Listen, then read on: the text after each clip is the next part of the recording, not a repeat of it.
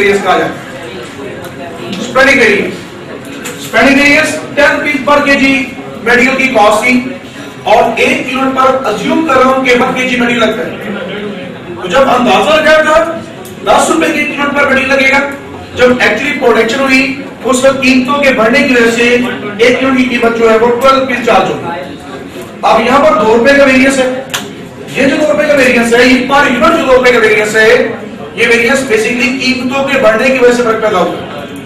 जो फर्क कीमतों के बढ़ने की वजह से पैदा होगा उस फर्क को हम स्प्रेडिंग वेरियंस के नाम देंगे।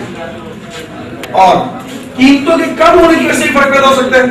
जब अंदाजा लगाया था उस वक्त 10 रुपीज पर केजी मटेरियल था, जब एक्चुअली प्रोडक्शन हुई 8 रुपीज पर केजी मटेरियल हो गए। अब ये 2 रुपीज का फर्क पर यूनिट जो पैदा हुआ, ये भी कीमतों की वजह से फर्क पैदा हुआ है।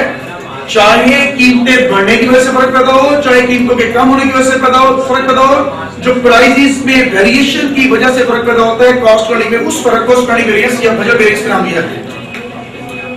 और जो लेबर्स की वजह से, चाहे उनकी एफिशिएंसी की वजह से, चाहे उनकी आइडलनेस की वजह से फर्क पैदा हो, दोनों सूत्रों में जो लेबर्स की वजह से फर्क पैदा होगा उस वेरियंस को आइडल कॉस्ट वेरियंस कहेंगे। कीमतों के उतार चढ़ाव की वजह से जो फर्क पैदा होगा उसको स्प्रेडिंग वेरियंस कहेंगे। आइडल कॉस्ट वेरियंस के 2 नाम हैं, दूसरा नाम इसका वॉल्यूम वेरियंस। स्प्रेडिंग वेरियंस के भी 2 नाम हैं, दूसरा नाम इसका बजट वेरियंस।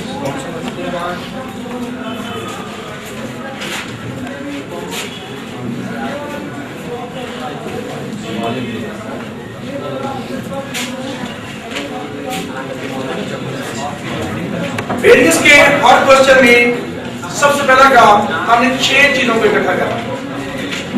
6 चीजें या तो क्वेश्चन में दी होगी या इनको फाइंड करना पड़ेगा। पहली चीज एस्टिमेटेड कैपेसिटी, दूसरी बात एक्चुअल कैपेसिटी।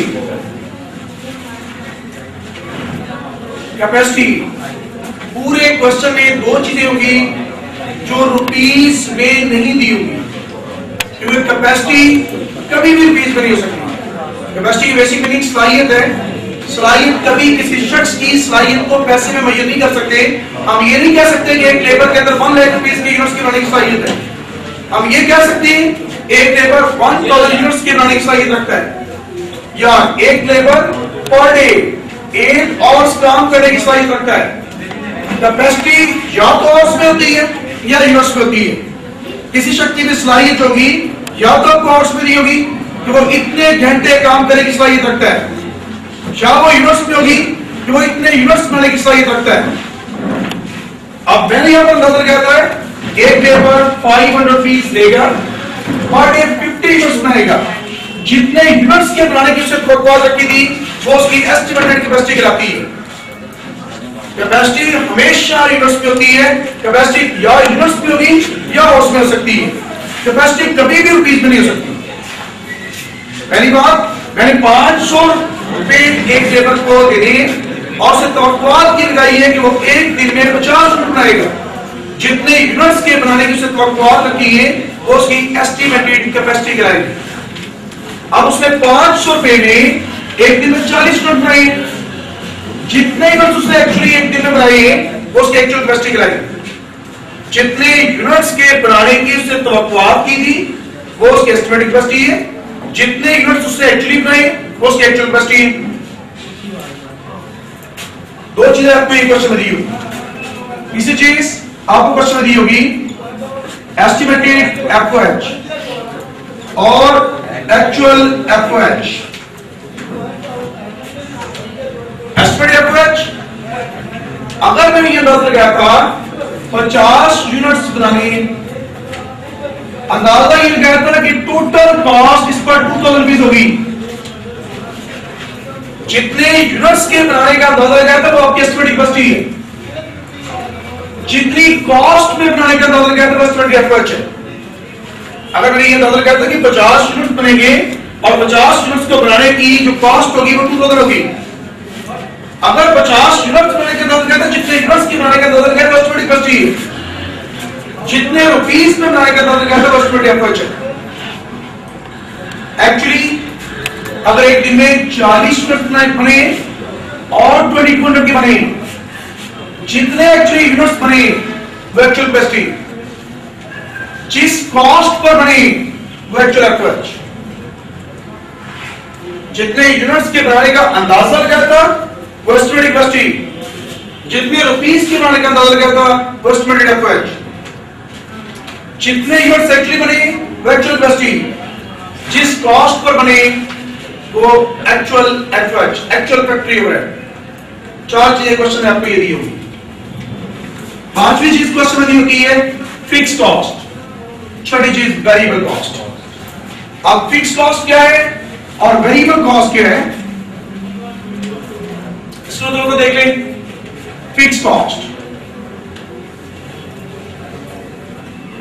ऐसी कॉस्ट जिसमें 2 क्वालिटीज पाई जाए, वो कॉस्ट फिक्स कॉस्ट होती है। फिक्स कॉस्ट की डेफिनेशन है fix cost contain the following 2 condition. Fix cost में 2 कंडीशंस, 2 क्वालिटीज पाई जाती है। First one quality remain fixed in total, second one quality variable eight per unit. Fix cost एक ऐसी cost होती है जिसमें 2 क्वालिटीज पाई है। First one quality remain fix in total, total में फिक्स रहती है। सेकंड वन जो quality variable eight per unit. Fix cost एक एग्जांपल देखें। अज्यूम कर रहा हूं इस बिल्डिंग का रेंट जो है 1 लाख रुपीस। अब यहां पर 1 यूनिट बनाए या यहां पर 1 यूनिट बनाए, क्वांटिटी के इंक्रीज या डिक्रीज होने से ये कॉस्ट चेंज नहीं होगी। 1 यूनिट बनाए या यहां पर 1000 यूनिट बनाए, 400 यूनिट बनाए, 500 यूनिट बनाए, जो आपने बिल्डिंग के ऑनर को रेंट पे करना है वो हमेशा फिक्स है। तो इट मींस कि fix cost remain fix in total, total जितनी अमाउंट आपने पे करनी होती है वो हमेशा फिक्स रहती है। ये कॉस्ट टोटल के हवाले से कभी भी चेंज नहीं होती। टोटल अमाउंट जो आपका ड्यू होती है, जो आपने पे करनी होती है, वो हमेशा फिक्स रहती है। बट वेरिएबल पर यूनिट पर वेरी करती है।